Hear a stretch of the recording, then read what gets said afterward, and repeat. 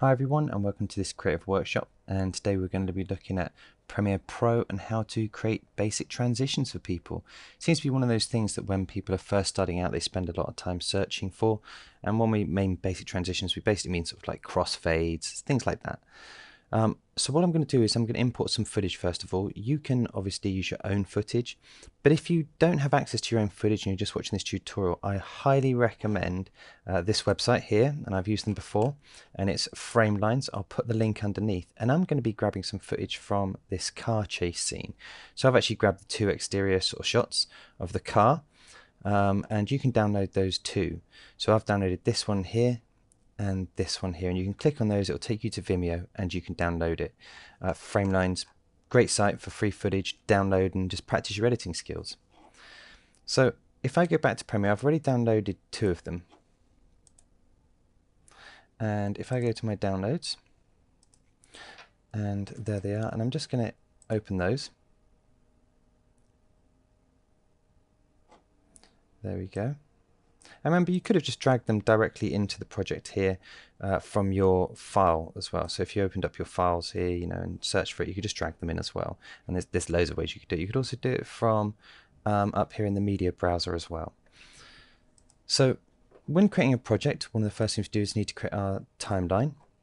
Always remember that it's quite hard when you go File, New, Sequence nowadays to kind of think, well, what format has this been shot in? Because if it's not the correct format, then the computer has to work extra hard to render the images and conform it to the timeline that you're actually working within. So one of the easiest ways to do this now is to just grab one of these clips and just drag it down to this little page symbol and let go. You could also right click on it and have made a sequence from that, but I just like doing it this way. And that's made a sequence here. It has the same name as the actual clip, so that's always a bit confusing. So what I do is I just delete it now, and then I rename the clip MAX, which stands for Master A Cut, and now I'm ready to start editing. Now what we're going to do is we're just going to grab a clip here, so I'm going to double click on it and it brings it up into my source window here, and I'm just going to select any piece. It doesn't matter because we're only just doing this as a demo, right? So say a piece here, and I'm going to select the in point by clicking on that and select the out point, say here. Let's have a few seconds, and then I'm going to drag it down to the timeline. I could have used I and O as well to put the in points there. So if I grab it from the picture here, I'm going to grab both the audio and the video. There is no actual audio on these clips though, so that's worth remembering when you look at this. So I've dragged that in, and next thing I'm going to do is I'm going to do the same for the other clip. So say here. Now actually when editing action like this I wouldn't be using crossfades at all, but it's still good just to get the footage in and just see what we can do with it. So there we go. Two clips side by side there. Now what we're going to do is, if in case you've got a different layout from me, you might have started in the editing layout like this, which looks very similar to the effects layout. Just along the top I can go to the effects layout. So I've got the two clips side by side, and now I'm going to go over to the effects panel over here. Now the effects panel allows you to search through video effects and video transitions, and if you know the name you can also type it in up here. So I could do cross, and I can find the cross dissolve, which is going to be one of the first ones we look for. If I just undo that again and delete it and go down to video transitions, I've got all these different video transitions now. Now be careful when using video transitions. Some of them are very dated by today's standards, and even the wipes, some of the wipes are very dated, and only films like Star Wars can get rid of them because they sort of like still like show the passing of time, almost like a fairy tale through them. Whereas what we want to do is just come up to dissolve, and I'm just going to grab the cross dissolve, and all you do is you stick it in between the clip, and you can see it's highlighted there. And if I let go, now I've got the cross dissolve. Now if I zoom in by using these little two handles down here, you can actually see the effect there. And one of the things you can do with it is, if I can go in between, you can see now I've got this little bracket symbol with a white and grey cross. Now that means I'm going to affect the cross dissolve, and I can simply put it out and affect it that way, and that will lengthen the cross dissolve.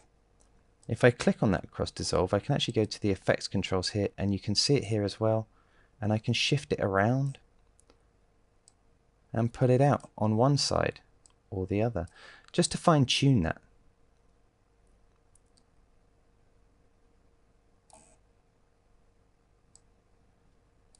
And if I wanted to remove that, I could just come down to the effect here, click on the effect and press delete, and that would simply remove the effect.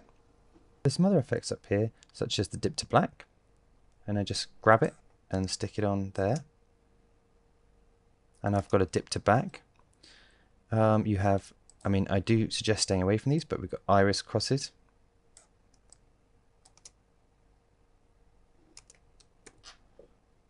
page peels,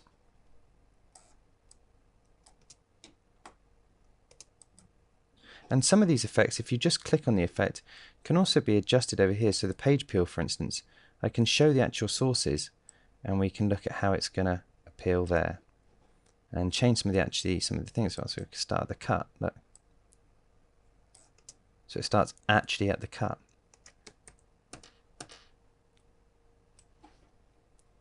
There we go.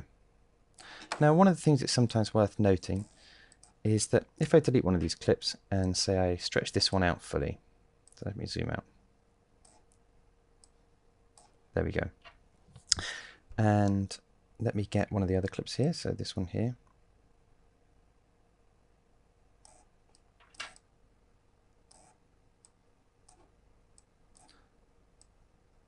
Okay, so these are two full-length clips now.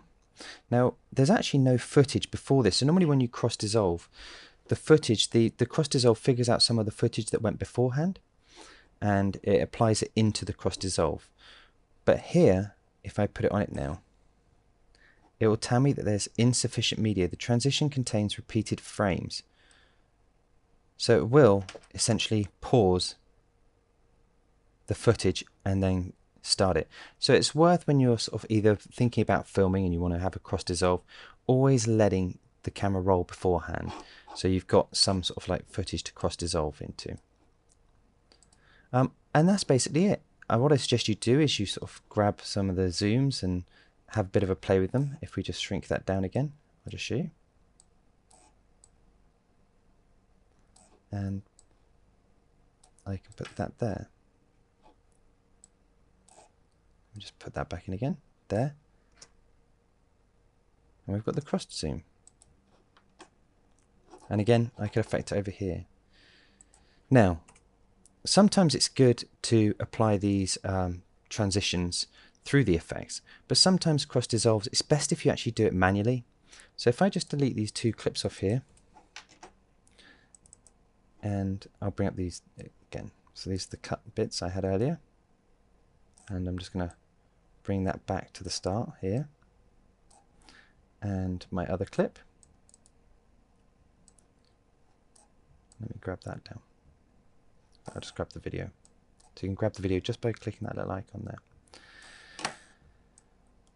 So often you want to be able to edit up, down, up, down, up, down when you're editing. It makes it easier to shift around the footage, and not all in one line. Now, a way I could do this, obviously I could still come across here and put the cross dissolve on at the start here, and it will reveal the footage underneath. But another way you can do this is to extend down the video, or extend up rather, sorry, extend out the video lines here. And what I can do, if you don't have this icon, what you've got to do is you've got to right click and you show clip keyframes. What we'll do is go to opacity, and now these lines have appeared across the top. And what that allows me to do is get the pen tool and click twice, and I can pull down, and now that becomes my transition. So I can also adapt it if I wanted to and have it transition at different points, maybe come in a bit more, maybe fade out a bit more, if that is something you would need to do. But it's quite a useful way of also applying transitions between clips.